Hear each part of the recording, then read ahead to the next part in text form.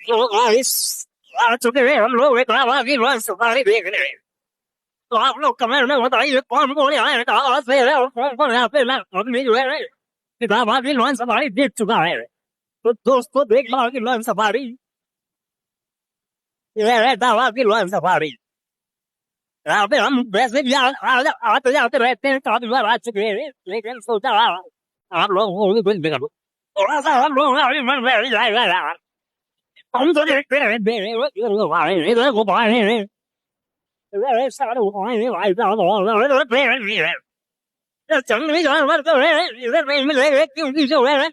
जंगली जानवर लोगों से बाहर में बंद करती है क्या कर सकते हैं मतलब